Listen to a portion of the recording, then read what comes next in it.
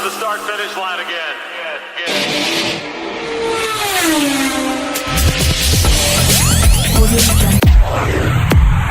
Audio Jungle.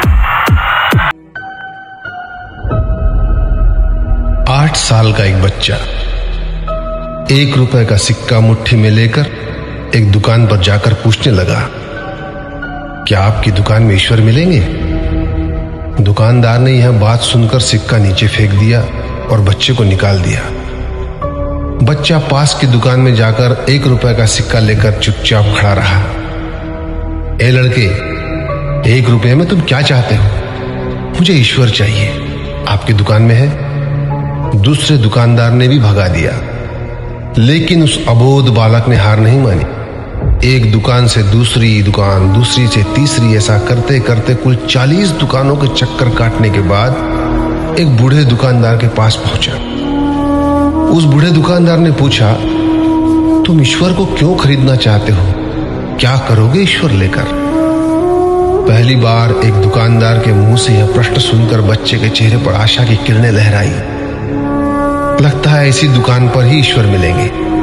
बच्चे ने बड़े उत्साह से उत्तर दिया, इस दुनिया में माँ के अलावा मेरा और कोई नहीं है। मेरी माँ दिन भर काम करके मेरे लिए खाना लाती है। मेरी माँ अब अस्पताल में है। अगर मेरी माँ मर गई तो मुझे कौन खिलाएगा?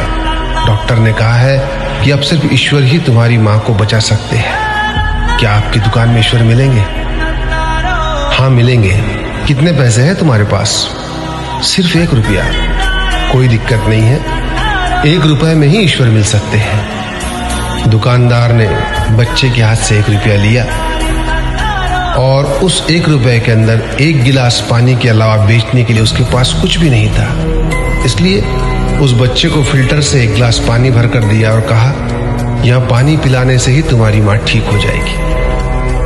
अगले दिन कुछ मेडिकल स्पेशलिस्ट उस अस्पताल में गए। बच्चे की माँ का ऑपरेशन हुआ और बहुत जल्दी ही वह स्वस्थ हो गई। डिस्चार्ज के कागज पर अस्पताल का बिल देखकर उस महिला के होश उड़ गए। डॉक्टर ने उन्हें आश्वासन देकर कहा, टेंशन की कोई बात नहीं है। एक वृद्ध सज्जन ने आपके सारे बिल चुका दिए हैं, साथ में एक चिट्ठी भी दी है। महिला चिट्ठी खोलकर पढ़ने लगी। उसमें लिखा था, मुझे धन्यवाद देने की कोई आवश्यकता नहीं है। आपको तो स्वयं ईश्वर ने ही बचाया है। मैं तो सिर्फ एक जरिया हूं। यदि आप धन्यवाद देना ही चाहती है तो अपने अबोध बच्चे को दीजिए, जो सिर्फ 1 रुपया लेकर ना समझो की तरह ईश्वर को ढूंढने निकल पड़ा।